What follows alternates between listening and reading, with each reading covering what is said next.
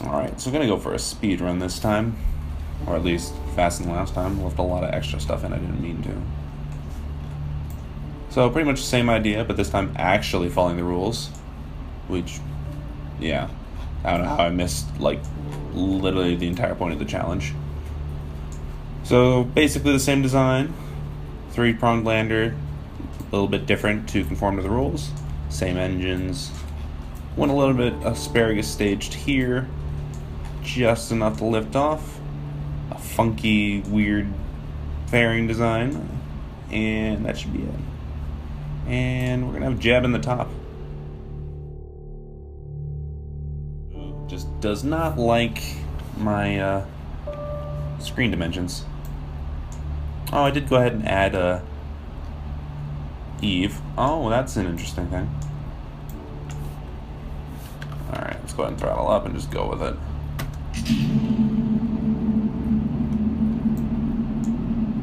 Alright. Well, I know what I should do. Set the recording software to actually record sound.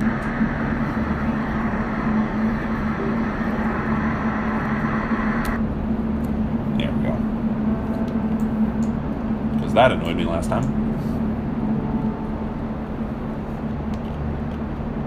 Alright, no. Alright, you know what? Let's go ahead and revert that. And add a second, second launch strut. Launch tower. Because sideways isn't a good place to start.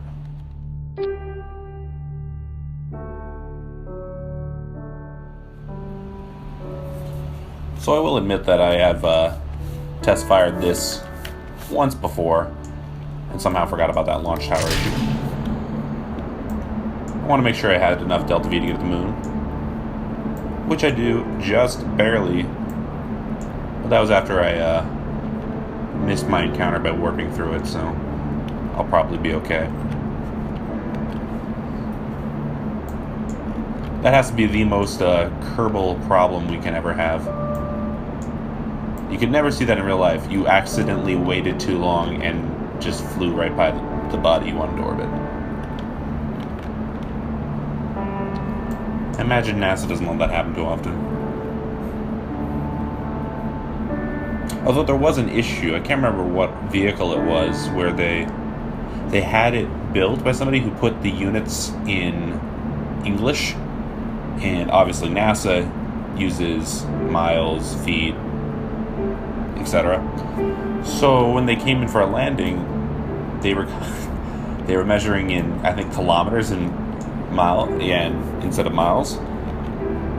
Yeah, I think they hit the ground at like 200 meters a second. Or, 500 miles an hour. Roughly. Alright. And ditch it. Get out of here.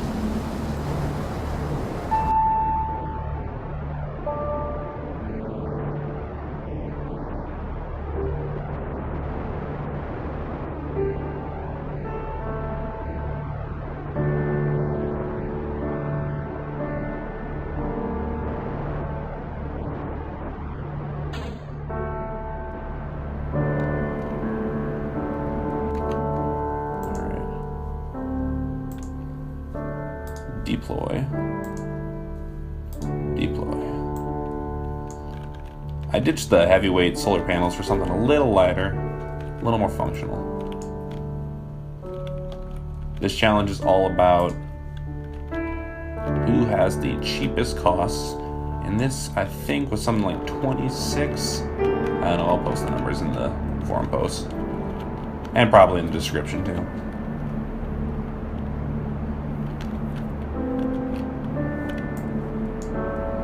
So as you can see, I've kind of gone for a redundant capsule, since one of the rules of the challenge is to have a separate landing and ascent capsule.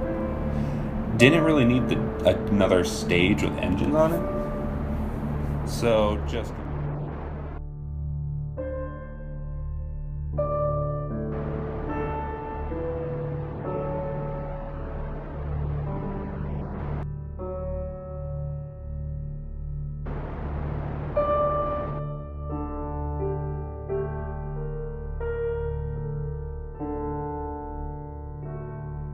about now?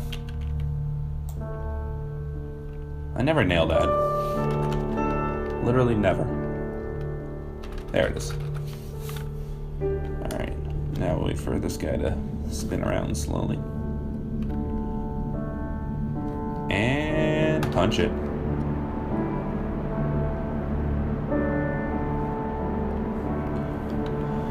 So, watching this number, should have plenty for a land and return, as long as I don't screw anything up. And I do all of this in one take, by the way. I don't do restarts. Unless, you know, my...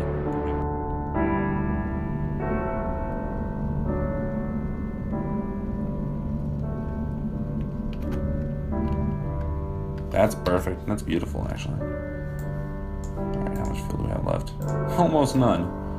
Well, we'll take it to the moon with us, just because. Alright, let's get it.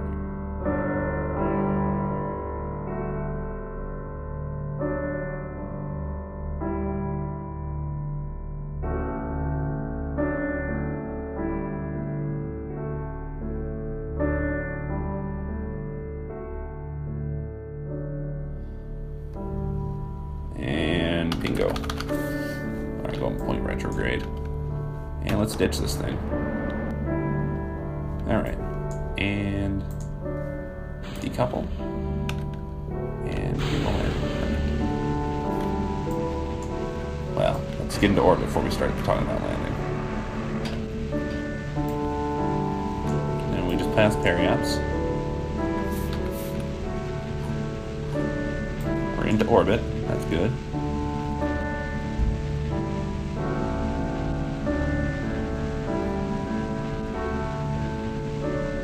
Just want this to come all the way down.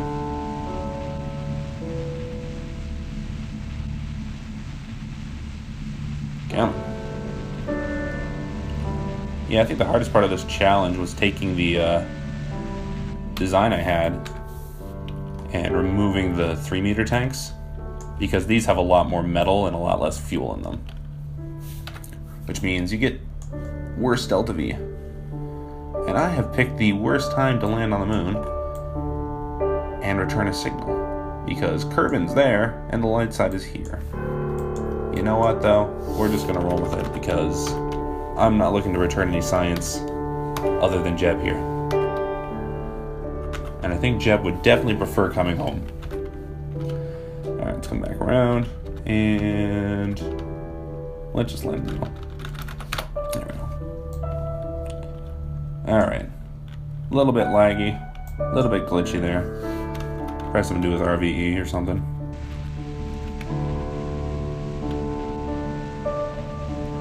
We're going to ignore it and hope that the moon is still solid. There we go, that's suborbital.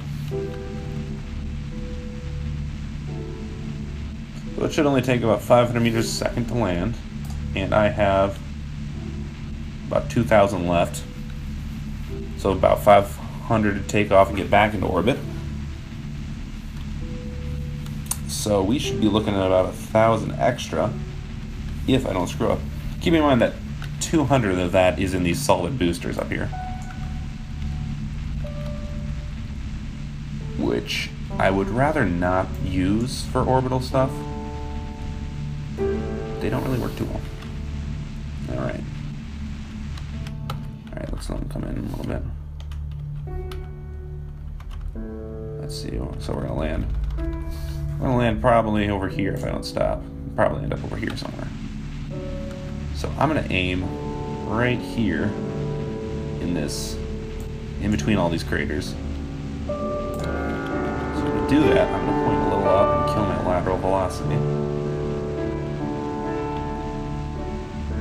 Go. Coming down now. So now they got that. Why not? So now, once we get closer, the number I start watching is this slope readout here. And that lets me know how crazy it's going to be to land on that spot. Now, generally, you want to land on a slope of 11 or less. And in higher gravity worlds, that's... Well, in higher gravity worlds, that's way more important. Like if you're landing on Kerbin and you land on a 12-degree slope, you're just going to start sliding.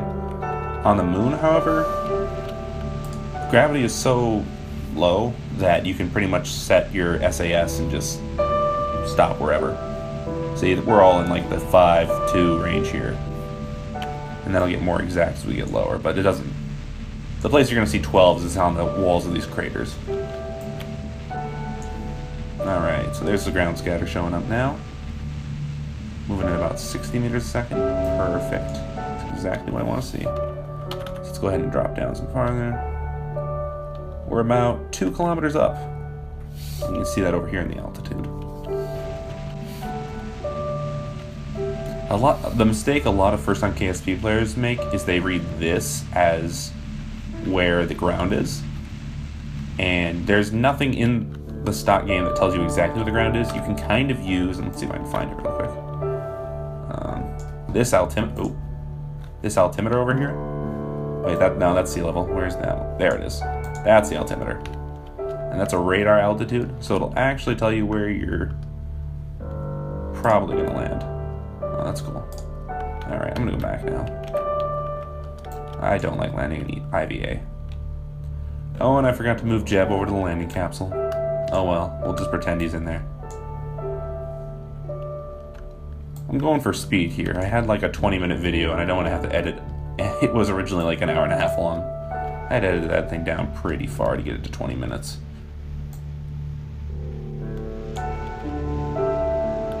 Definitely should have just cut off that whole return trip where I just sat there spinning around Kerbin trying to find the KSC and get it into light. There we go. Almost down. Alright, we're 100 meters up. Slope is 3.7. That is the ideal slope right there. It's basically flat. Moving at less than a meter a second. Just want to touch down with that since I'm using the micro landing legs to give me, well, A, they're cheaper, B, less mass. Ooh, make sure we're falling. But that also means that as I touch down, they have a higher chance of braking because they do not like heavy loads and they do not have the same impact tolerances as the bigger legs. So let's just throttle up so we're touching down. And bingo. We are down. All right. So let's go ahead and don't fall over. Perfect. All right, plant a flag.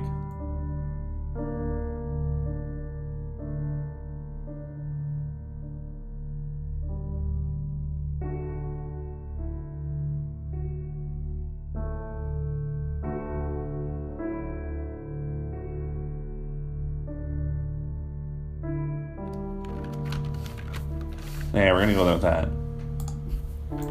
Since my keyboard didn't want to type. Alright, back in. Gotta be home by supper.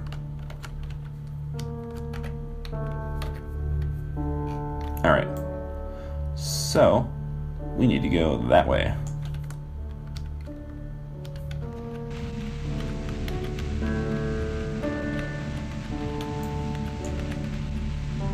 So I'm just gonna put myself back into about the same orbit I was in.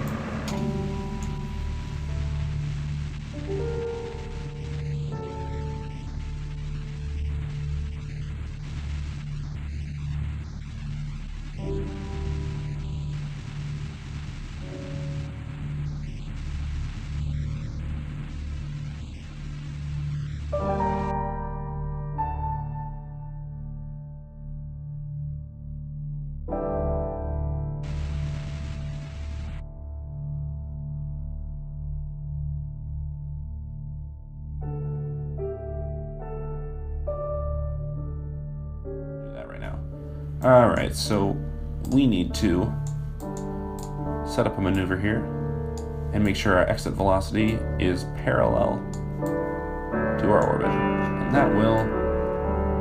Oh, whoops. We're going the other way, aren't we? Yeah, there we go. I put myself in a different orbit. Alright, so I want to bring that down until it's just... Oh, 50. Oh, 15 is too much. I just want a number here. Now, if you're crazy, you can do this kind of calculation on a piece of paper. I don't really feel like doing that. Sometimes I will break it out, especially in RSS, because it gets a little nutty.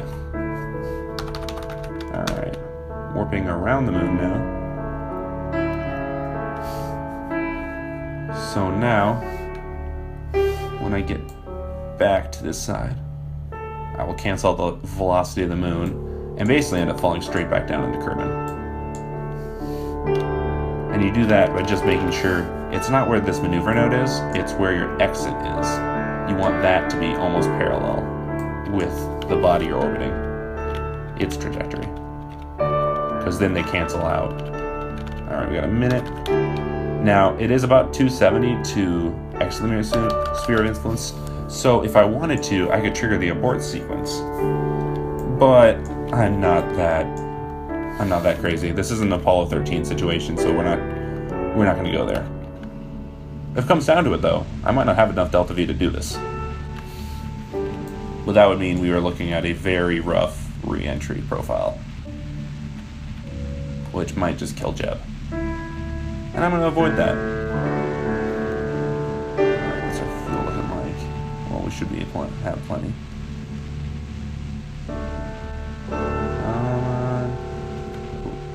So we're leaving. Alright, now this is the part I really want to make sure on.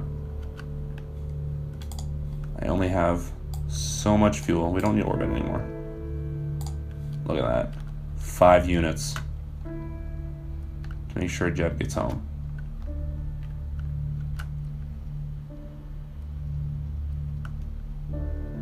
And I don't like using the get out and push method because that's cheating. Well, there's not really much thing as cheating in a single player game, but it's cheating to me. But if you do that in this case, more power to you. It's your game. Alright. So there we go. 2 units of oxidizer left. Oh boy, Jeb, you almost didn't come back.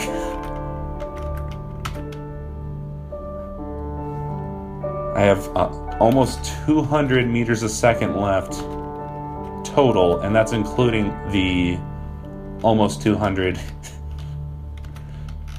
in the abort sequence.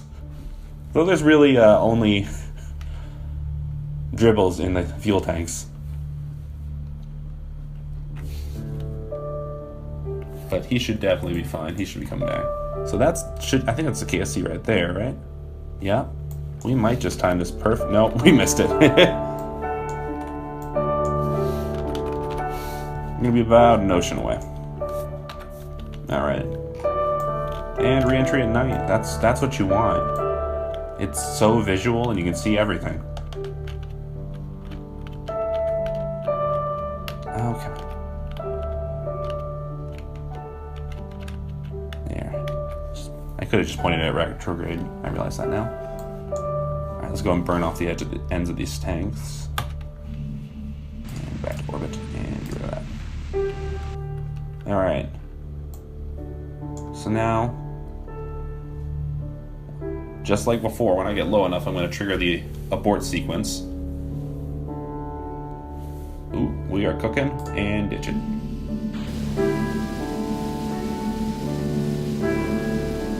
Alright, let's bring it down.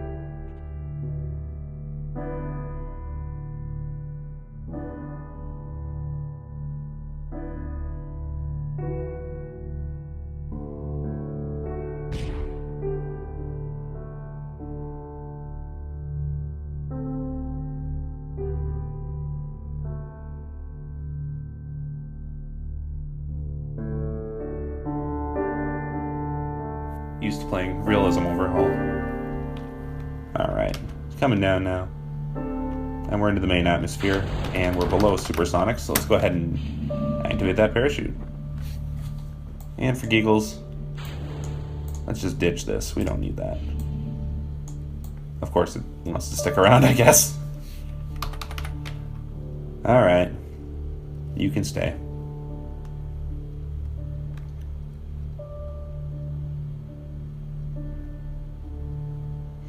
After a certain point, it will fall away from us, but It'll take a few seconds. As soon as the chute's open, it should just go firing into the water. See if we can watch that happen. Yeah. There it is. And splash. That's satisfying. Alright, Jeb.